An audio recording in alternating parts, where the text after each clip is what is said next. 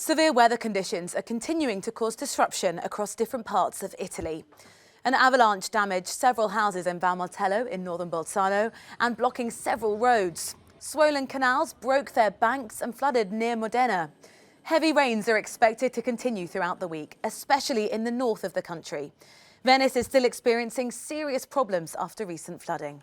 It would be appropriate to say that now Venice can breathe again after nearly 4 of 10 of the worst floods that took place just in 1 week. Now Venetians are used to floodings, but last week's wave of inundations was unprecedented, with Tuesday's peak of nearly 2 meters that was not seen since 1966. Now the most recent one took place on Sunday when the tide reached 150 centimeters, 60 inches, and then from 1 p.m. onwards the water level stopped rising. Now, the mayor of the city has said that Venice is slowly going back to business as usual. That means that yesterday schools reopened, public transport resumed, also shopkeepers trying to mark out the mud and the water that had flooded their stores, trying to go back to some sort of normality. Now, forecasts have estimated for today high tides of between 115 110 centimeters, and water levels they have estimated will drop in the next few days.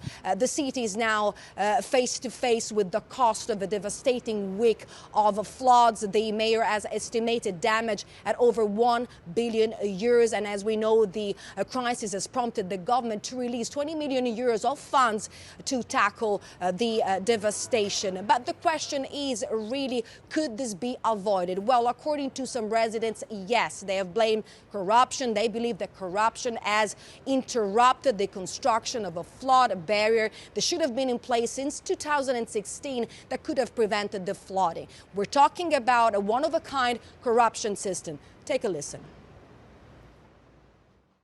Climate change has been blamed for what is happening in Venice.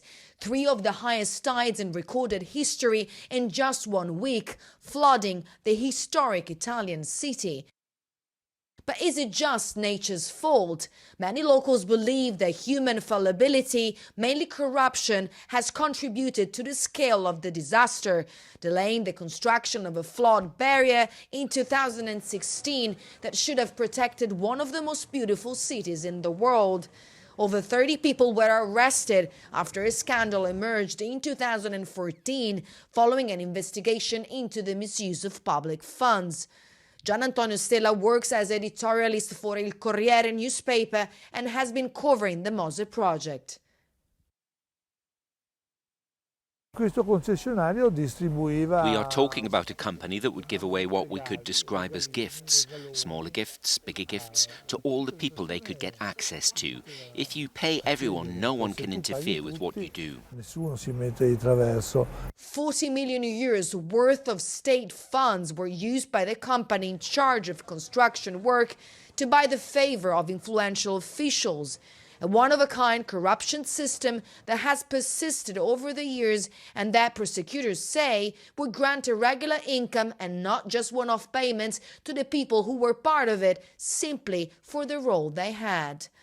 Also, choosing the material to use was based on favors rather than quality. Given the fact they would spend so much money on the project, you'd expect them to choose the best steel in the world. How could the best steel be manufactured just a few kilometers away from home? Experts in the field who'd advise on the fact that certain materials weren't right or that a specific type of steel would quickly become rusty would be isolated and kicked off the project. In un certo modo erano fatte male, sono stati tutti emarginati, buttati fuori. In 2014, Raffaele Cantone, at the time the head of the anti-corruption authority, called this a worrying situation and described it as a cultural problem that speaks to the ethics of the country. Scandals like this one are not uncommon in Italy, but what has happened in the UNESCO city this time seems to have crossed the line. In the days when the government is trying to save Europe's largest steel plant, the image of a sinking Venice, the symbol of Italy's cultural heritage around the world, could reflect what's been happening across the whole political class.